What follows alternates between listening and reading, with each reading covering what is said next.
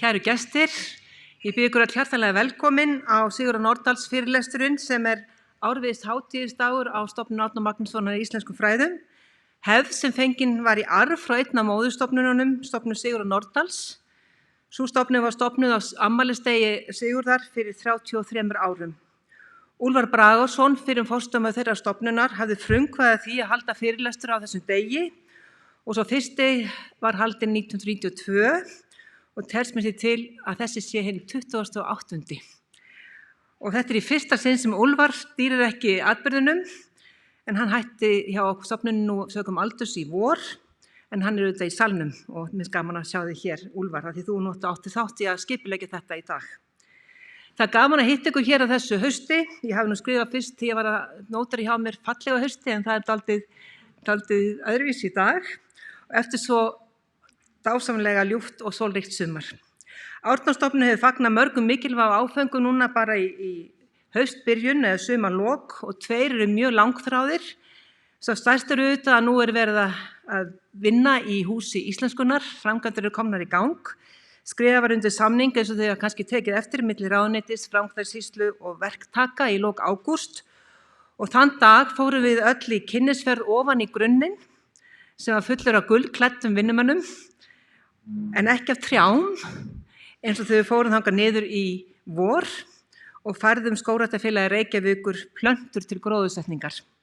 Og á næstu 2-3 vikum verður haustgróðursetning á þessum plöntum. Og þá verður lundurinn í Heiðmörk stofnaður formlega og þið munum fá að vita þann skemmtilega viðburð. Hús íslenskunnar rís þannig á frjósömum grunni og aukin heldur á sjálfum Melavellinum sem gaman að hugsa Reiknaði með verklokum árið 2023. Hinn áfanginn snýr að máltækninni, það annað baráttumál lang árabil.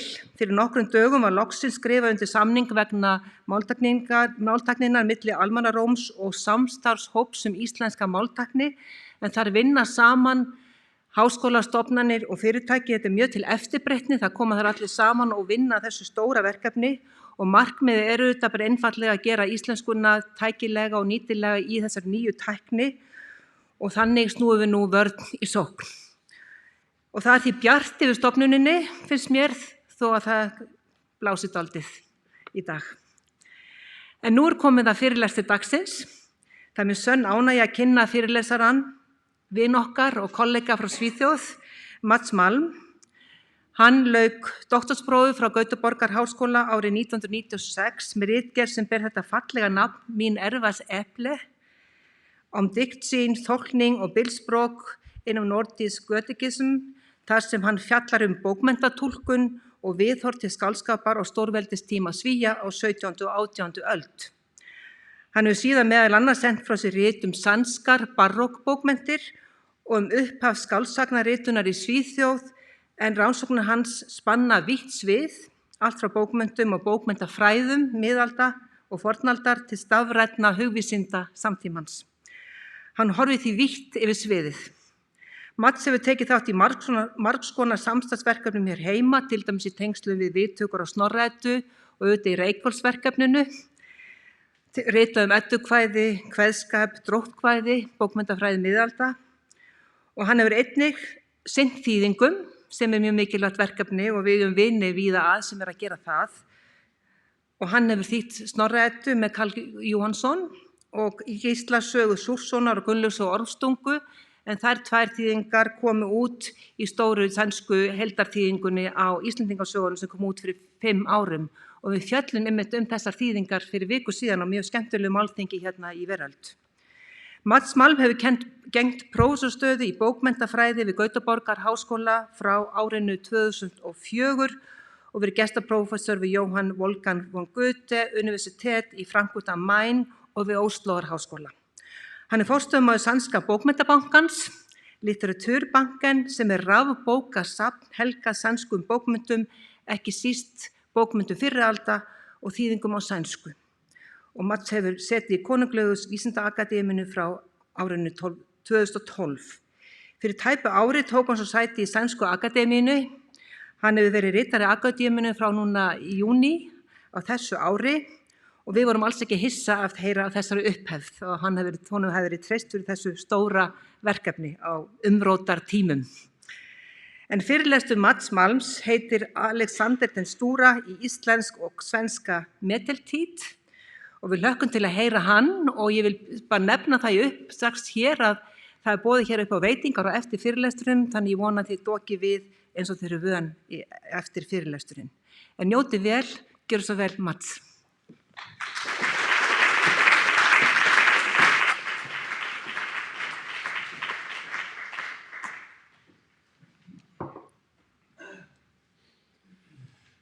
Varmt tack för inbjudan hit och för denna vänliga presentation. Jag är alltid glad för varje tillfälle jag får att komma till Island, men jag är särskilt tacksam för att bli inbjuden till denna begivenhet. När jag kom hit för att studera första gången, det var vintern 1989-1990, då var det med hjälp av ett stipendium från Sven B.F. Janssons minnesfond och det var Olvar Bragason som tog emot mig. Han ledde då Stoppnund Sigurdar Nordals och jag måste ha varit bland de tidigaste gästerna som Olvar hjälpte till. Varmaste tack, Olvar. Det har faktiskt gått 30 år sedan dess och det blev avgörande för min karriär.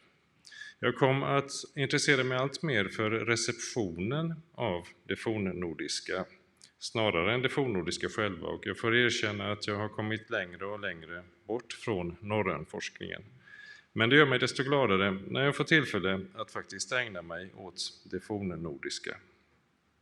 En av de saker jag har kunnat ägna mig åt på senare tid är Alexandersagan, som ju inte är isländsk originallitteratur utan en översättning, om det verkligen går att kalla den så. En självständig bearbetning av ett kontinentalt material är nog en bättre beskrivning. Och det finns verkligen skäl att ta det verket på allvar. Halldor Laxness var så gripen av Alexandersagan att han utgav den i 1945 och i sitt förord skrev han så här. Þessi bók var þýdd á merkilegum tímamótum í sköpunarsögu íslensk ritmáls. Hinn forni málmur tungunar hér hitaður, smíðaður og lagtur í deiglu þeirrar formtísku sem þá var uppi með söðrænum forystuþjóðum og menningar.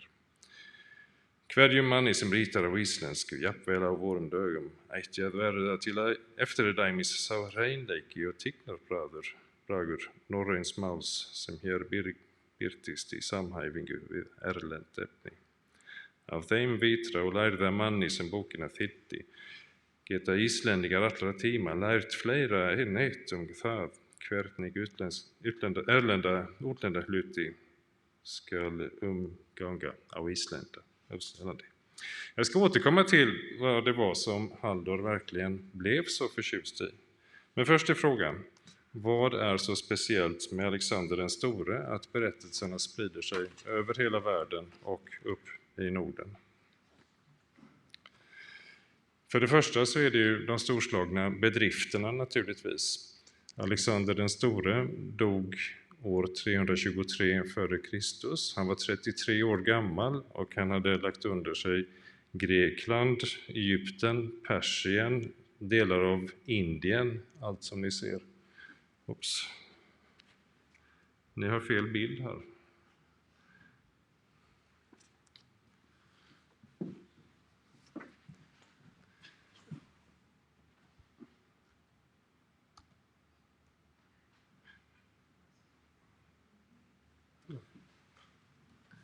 Ni fick inte läsa Halldor, jag hoppas att jag gjorde honom rättvisa. Detta är riket som Alexander hade som störst när han dog 33 år gammal. Det andra som gör berättelserna så stora, det är att varje gång som de återberättas, skrivs av, översätts, och det gör de hela tiden, så fylls de på med nya fantastiska episoder. Amazoner kommer till, folkslag och företeelser, okända väsen vid världens utkanter. Allting blir det mer och mer av. Men alla de här fantastiska sakerna och händelserna är egentligen kanske underordnade Alexanders karaktär. Alexander är ingen vanlig hjälte. Han är fullkomligt måttlös. Han är en hjälte med nästan övermänskliga egenskaper, men han går också alldeles för långt och han har definitiva svagheter. Storhetsvansinne hade vi sagt idag. I de antika och medeltida berättelserna handlar det snarare om brist på måttfullhet, förakt för gränsen mellan vad människan kan göra och vad som tillkommer gudarna. Övermod. Blodtörst och grymhet naturligtvis. Han lämnade en lång rad lik efter sig när han intog länder. Ärgirighet, som ju i den klassiska definitionen blir en sorts girighet, augertni eller avaritia på latin. Alexander den store förkroppsligar en lång rad styrkor och svagheter som varieras i en mängd berättelser och sprids över en lång rad språk. Berättelserna om Alexander den store började skrivas medan han levde, men de som vi har, de är från ungefär 300 år efter hans död och framåt. Lite om forskning ska jag säga, jag ska inte läsa upp den här listan. Men berättelsen om Alexander har väckt mycket intresse på senaste år. Det är ju ett paradexempel på global litteratur och flera stora böcker om hur berättelsen har spritt sig över världen har kommit ut på senare år. Torvi Todinius har skrivit i en av dem om det skandinaviska, David Ashurst i den andra. Tidigare har den isländska Alexandersagan behandlats av Stefanie Würth, då Gropper, David Ashurst, Andrea de Löf van Venen gav ut verket 2009. Den svenska översättningen av Alexander har mest behandlats av Sven-Bertil Jansson och Massimiliano Bampi. Berättelsen om Alexander den store nådde Skandinavien på 2 huvudsakliga vägar. Vi har en isländsk översättning och en svensk översättning. Båda har lovordats som utomordentliga översättningar som egentligen är bättre än sina förlagor. Men den isländska översättningen och den svenska översättningen omformade berättelsen på väldigt olika sätt, nästan paradoxalt motsatta. I hög grad handlar det om hur stilen, själva språket, påverkar berättelsen och berättelsens etik. För etik och moral, sidfärdig, det brukar ju gälla handlingar och människor. Men här ska jag försöka övertyga er om, så handlar det om språkets etik, sidfärdig maulsins, kunde vi säga. Det finns många grekiska versioner från antiken, men egentligen bara en betydelsefull latinsk, och det är Quintus Curtius Rufus Historia Alexandri Magni från första århundradet efter Kristus. På 1100-talet hade den hamnat i Frankrike och där blev den översatt av Gautier de Châtillon. Gautier tog upp konkurrensen med Vergilius. Han kallade verket Alexandreis, så som Aeneis var namnet för Eneiden, och han ville uppnå samma klingande, vackra, sköna, förtrollande språk och rytmer som Vergilius. Den översättningen kom till Island, eller åtminstone till Norge, och i 2 av handskrifterna till Alexandersagan uppges att Brandur Jonsson är den som har översatt. Brandur tillhörde de mäktigare släkterna på Island och blev abbot vid Þykkvabær. År 1262 utsågs han till biskop i Hólar och han reste till Trondheim för att konsekreras av ärkebiskopen i mars 1263. Om attributionen är korrekt kan översättningen ha kommit till när Brandur var i Trondheim vintern 1262-1263, och i så fall så är förmodligen översättningen gjord för kung Magnus Håkonsson. I den isländska översättningen så återförs Alexander alltså tillbaka till prosan från versen. Det handlar om en långt mer än en översättning, men ändå så följer den isländska Alexandersagan förlagan väl. Vanligare var latinska traditioner som inte utgick från Curtius utan från grekiska förlagor, och den viktigaste av dem gjordes av Leo Arkipresbyter i Neapel på 900-talet. Den versionen, som är väldigt annorlunda från det som kom till Island, låg till grund för den svenska översättningen Konung Alexander. Den översattes på uppdrag av riksdrotsen Bo Jonsson Grip omkring 1380 och översättaren är okänd. Den isländska översättningen gjorde alltså om vers till prosa, men den svenska översättningen gör om prosa till vers. Också denna översättning följer förlagan nära innehållsligt, men den bearbetar kraftigt och åstadkommer någonting helt annat. Det finns också några stycken fragment som visar kunskap om Alexander den store. Aristotelesbrevet på isländska, några korta omnämnanden i svenska texter. Så, för att komma till Alexanders saga. Det är verkligen en saga trots att det är en översättning och den har flera typiska sagodrag. Att förlagan var på vers, det märks inte särskilt mycket av, men stilen är stram och koncis och berättelsen börjar med något som inte finns i originalet, en typisk isländsk överblick över personernas bakgrund och släktförhållanden. Darius hefur konungur hetið reið fyrir Serklandi. Han var ágætur konungur í þessum hluta heimsins Asia heitir. Þá hefur engi konungur verið ríkari í þann tíma. Sæti sitt hafði hann lengstum í Babylon þá var höfuðborg alls ríkisins. En hún nú eitt af mönnum fyrir sakir orma och annara efterkvikenda. Darius konungar har haft under sig marga skattkonungar. Einn av hans skattkonungum nefndur Filippus, han led fyrir Gríklandi. Drottning kona hans het Olympias, så nöjde þau þann Alexander het. Och Darius är den som bekämpar Alexanders far kan man säga och som startar allting. Det blir huvudfienden till Alexander. Men efter det så skär översättningen ner skildringen istället för att utvidga den mer. Och ju längre berättelsen fortsätter, desto strängare kortas den ner. Ett annat isländskt sagadrag är de återkommande kommentarerna från berättaren om när scenen byts.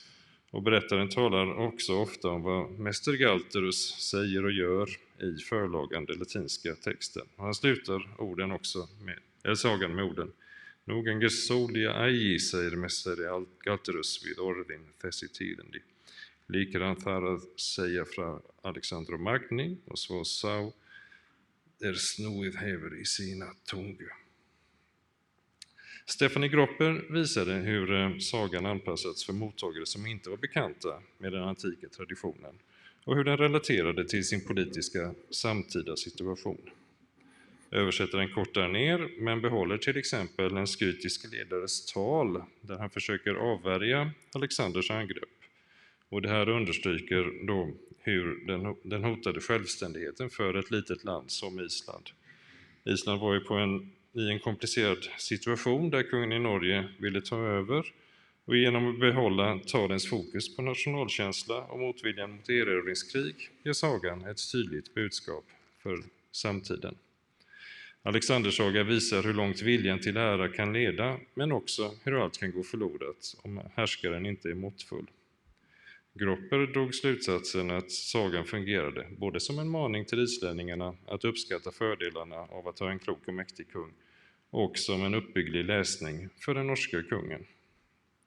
David Ashurst visar hur översättaren har förstärkt vissa drag hos Gautier och undertrycker andra så att Alexanders saga blir ett mycket komplext porträtt.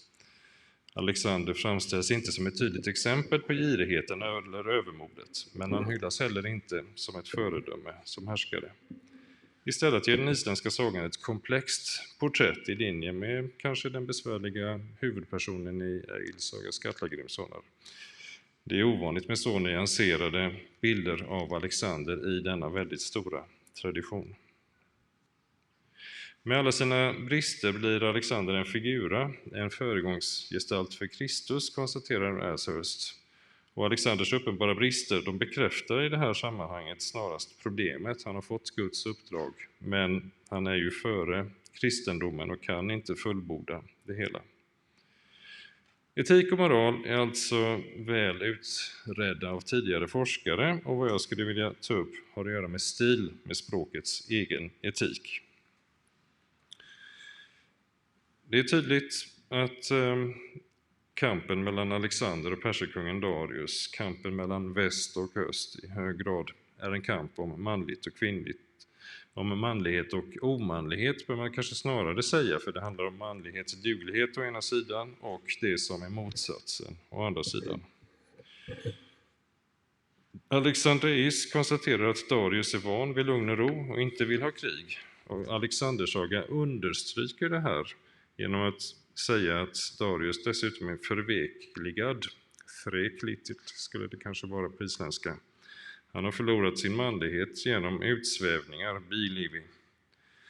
Så dels betonas att Darius håller till i det förtappade Babylon i citat som ni såg nyss, och dels lägger översättningen till att Darius kraftlöshet beror på utsvävningar.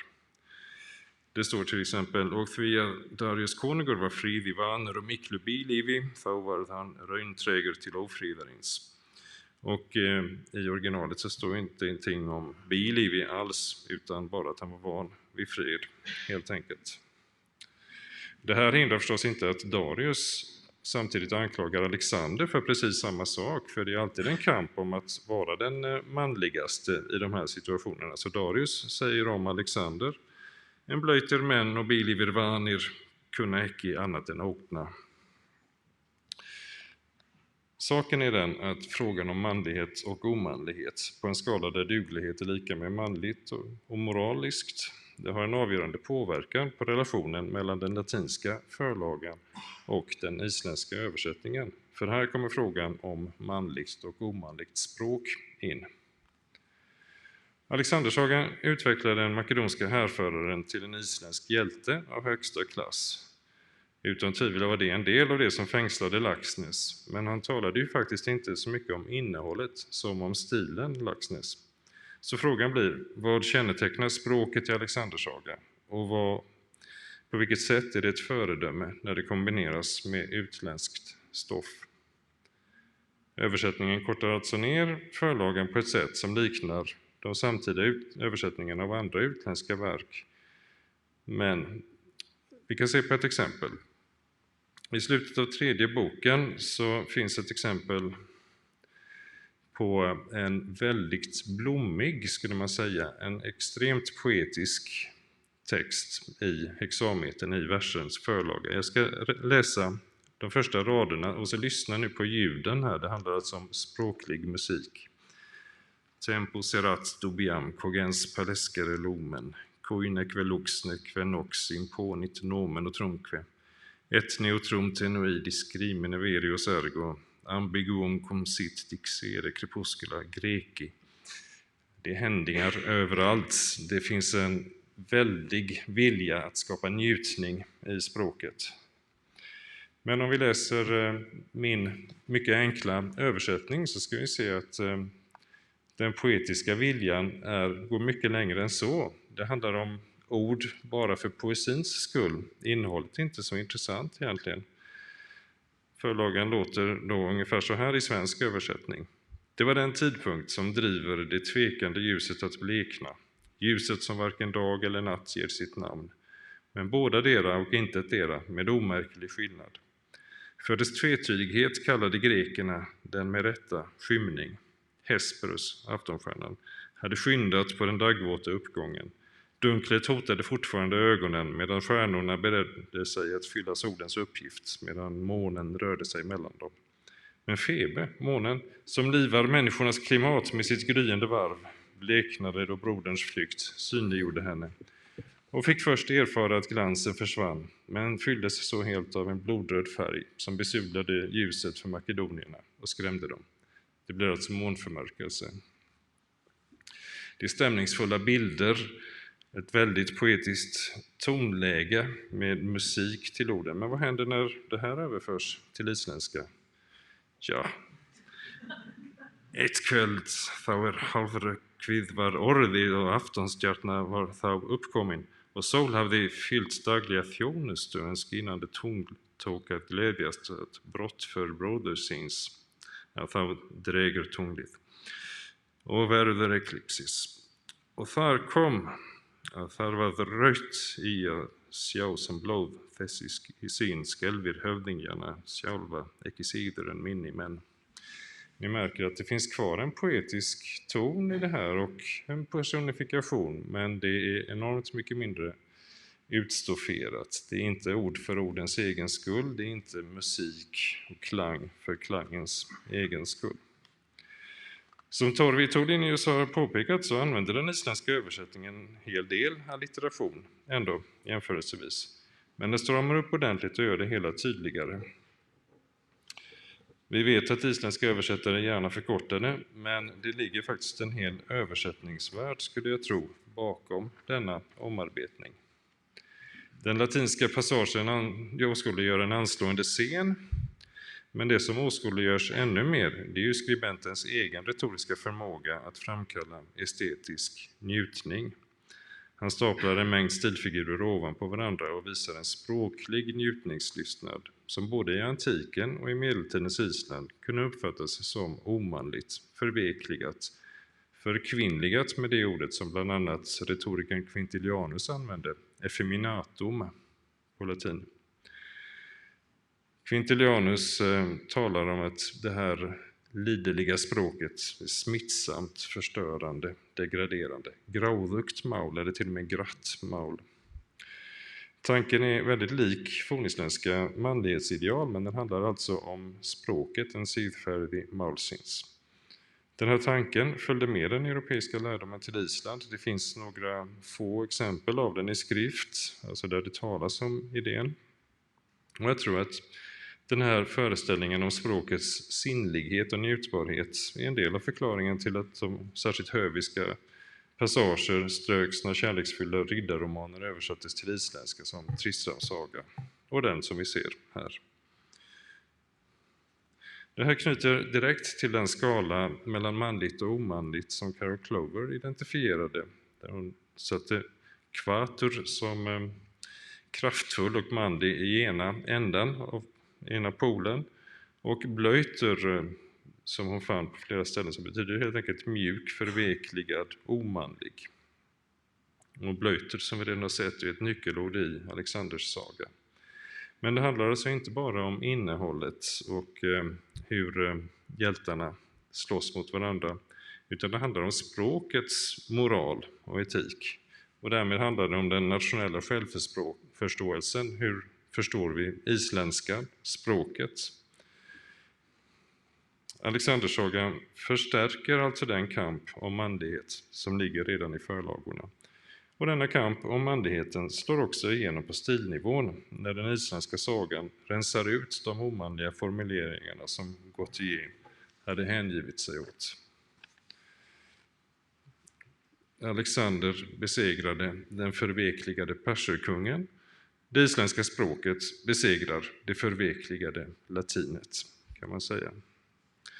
När Halldor Laxness talade om stilen och hur sagan hade omformat det sydländska ämnet, ja, då måste det ha varit i hög grad det här han menade, även om man inte satte ord på det manliga och omanliga språket, så som Quintilianus hade gjort för redan 2000 år sedan. Låt oss då gå över till den svenska översättningen. I den svenska översättningen 100 år senare är utvecklingen alltså helt motsatt. Förlagen till konung Alexander, Historia de Prelis, var på en enkel latinsk prosa och alltså av en helt annan tradition med annat innehåll också än det som nådde Island. Men översättaren förde över berättelsen i klingande dansanta knittelverser och placerade in Alexander i den höviska traditionen. Alexander jämförs med riddare som Parsifal och Gawain. Och i början av 1300-talet hade drottning Eufemia sett till att flera kontinentala riddarromaner fördes till svenska. Översättningarna var avsedda att introducera det höviska språket och det höviska idealet, inklusive tillbedjan av kvinnan och kärleken. Det är konung Alexanders kontext och det syns också i handskriften som dikten har bevarats i. Där finns också just Eufemia-visorna. Översättningen Kung Alexander måste alltså förstås i samband med de franska höviska versberättelserna som hade introducerats i Sverige vid 1300-talets början. Men som Massimiliano Bampi har understrukit så kan man inte se det som ett försök att göra Alexander till en hövisk riddare enligt riddarromanens kärleksideal. Alexander blir inte en kärlekshjälte, men han fogas ändå in i riddarromanens höviska världsbild. Det blir alltså ett helt annat manlighetsideal, och här kan både Darius och Alexander gråta. De är underkastade sina känslor på ett helt annat sätt. Ett exempel där Alexander är helt hjälplös, och det är han faktiskt egentligen bara en enda gång, det är inför en kvinna, drottning Kleofilis. En översättning av det fornsvenska låter så här. Då stod Alexander och skalv som ett mörket murvalv. Han stod rädd som en hare och som en fågel ute i en snara. Vi är väldigt långt bort från den isländska Alexander nu. Och vi är också väldigt långt bort från förlagen till den svenska översättningen, som kort och gott lyder Cepit paleskere et contremiskere. Han började blekna och darra. Omarbetningen går alltså i helt motsatt riktning. Men omarbetningen, om vi kallar konung Alexander för det, den inför inte bara känslosvall som en del av hjälteidealet, utan den tillför också det njutningslystna språket med verser, klang, musik, allt sånt som Gautier de Châtillon hade och som försvann i det isländska. Det för den svenska versionen tillbaka. I den här traditionen, den svenska, är Alexanders drivkraft inte så mycket ärelystnad utan snarare vetgirighet. Alexander vill veta mer om det främmande. Han frågar ut dem han möter, och han är särskilt intresserad av brahmanerna i Indien. Han kan inte komma ända fram till dem, för i vägen är en flod fylld av odjur, så att han får skriva till deras ledare Dindimus per brev och fråga ut honom. Han har hört att de varken odlar marken eller utnyttjar människor och natur, utan lever i största enkelhet och samklang med naturen, och han undrar varför. Dindimus, som lite grann blir en dåtidens Greta Thunberg kanske, han svarar och berättar utförligt om sitt och sitt folks liv. Han kontrasterar emot Alexanders och hans kulturs böjelse för rikedom och njutning och förklarar det mesta med att Alexander tror ju på fel gudar. Och det blir i Dindimus brev förklaringen till Alexanders högmod och hans överdrivna anspråk. Det här handlar också om utsvävningar och bilivi kan man se. Dindimus skriver: Alexander, jag säger dig, du har en evig pina. Sovande och vakande tänker du på hur du ska vinna mör och fruar och göra stora synder med dem, och hur du ska föröda andra med stöld, rov och mycket mord. Återigen så går girighet och hagållenhet och njutningslystnad ihop med det språk som man talar i. Alexander har skrivit till Dindimus för att han söker livsvisdom och föredöme. Kritiken gör honom rasande. De grälar i en brevväxling men utan att komma överens. Och till slut ger Alexander upp. Han låter resa en sten i marmor där det står Alexander nådde ända hit. Och sen vänder han tillbaka och erövrar inte världen mer. Gränsen för Alexanders etik, det blir också gränsen för hans erövringar. Brahmanernas livssyn är i själva verket entydigt den kristna. Och även om Alexander levde före kristendomen är det tydligt att det är mot den kristna guden som hans brott består. Och det ligger också i texttraditionen som passar väldigt bra för kristna tolkningar och sensmoraler. För bland de händelser som når Sverige och som inte når Island finns sådana som visar att Alexander var gränslös, inte bara när det gällde jordens yta och inte bara gränsen mellan vad människor får lov att göra och vad gudar kan göra, utan det blir också en transcendental nyans av det hela. Alexander undrar vad som finns därunder, under havet. Han vill utforska det och han låter bygga en dykarklocka så att hans män kan hissa ner honom till botten av havet, och där kan han se på de troll och märkliga företeelser som finns under havsytan. Han låter också bygga en vagn för att flyga i luften. Han fångar 2 gripar flygande fantasifigurer som ska dra vagnen. Och han låter dem törsta och sen hänger han ett kar med vatten framför dem. Ungefär som man hänger en morot framför en åsna. Och så får griparna dra hans vagn upp i luften. Det går dåligt i alla fall. Gud ville inte längre tåla Alexanders stora djärvhet och handlingar. Han lät honom störta så att hans vagn slogs i bitar i en ödemark i en skog och griparna slogs ihjäl. Alexander själv blev inte skadad. Han ville till sin här och sprang både dag och natt. Bekymmer saknades honom inte. 10 långa dagar gick innan han kom fram till sin här vid Röda havet.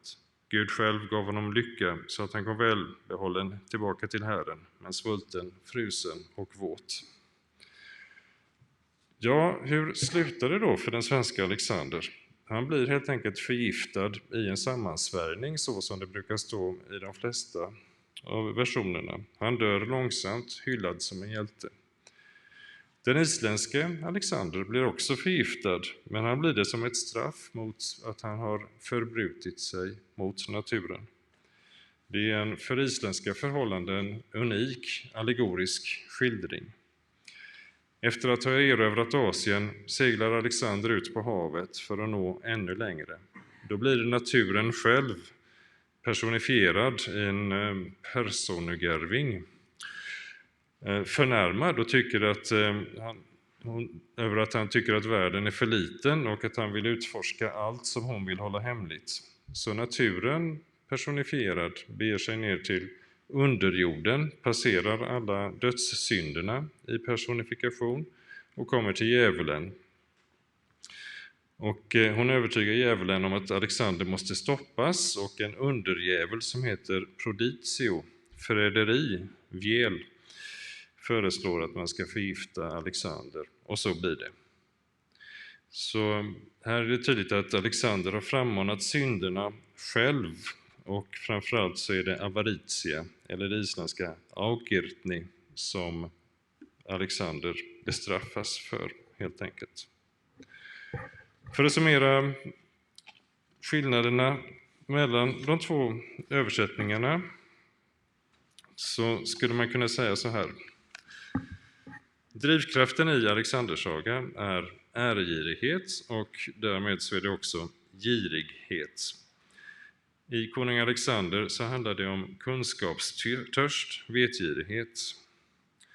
Förbrytelsen i Alexandersagan, den är mot naturen och mot människans villkor. I konung Alexander så är den också mot människans villkor, men den är riktad mot Gud, inte naturen.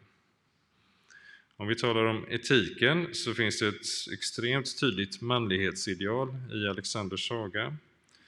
Men i konung Alexander så är det höviska ideal och kristendomens ideal. Och i det kristna här, och det är ganska viktigt, så ligger i grund och botten en idealisering av just vekheten. I hela traditionen från senantiken och framåt så är den kristna sfären, det är där som alla män får lov att vara svaga, veka, inför Kristus, inför Gud, i bönen man ber. Man får till och med lov att kalla sig för Kristi brud, som ju själen brukar beskrivas. Etiken handlar också om språk och stil. Det är alltså det manliga språket i Alexanders saga. Och det är det hövisk-kristna språket, det svaga, mjuka språket i konung Alexander. I Alexanders saga går vi över på stram prosa från njutningsfull vers, och i konung Alexander går vi från stram prosa till njutningslysten vers.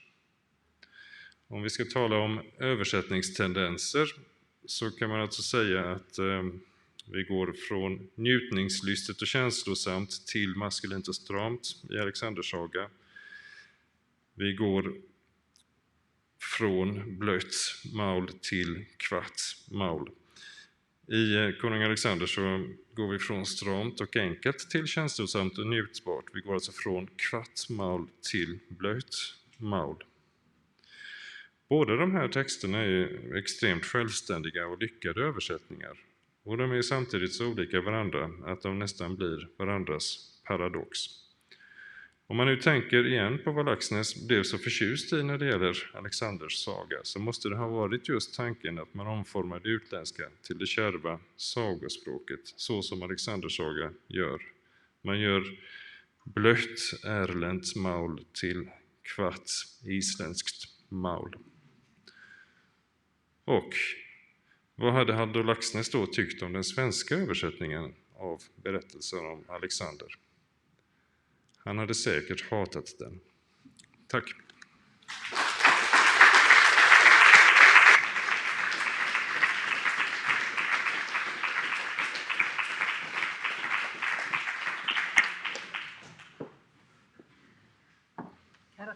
Kæra þakki, við erum ekki vön að hafa spurningar eftir hennar fyrirlestur. Ég veit ekki hvort ykkur vilji spyrja eitthvað pínlítið áður en við förum fram.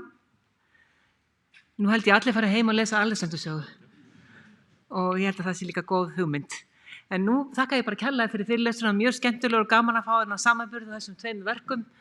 Og nú fyrir við fram og fáum ykkur veitingar og getum líka rætt við Mats þá nánar þessi atriði öll. Kæra þakkir. Takk.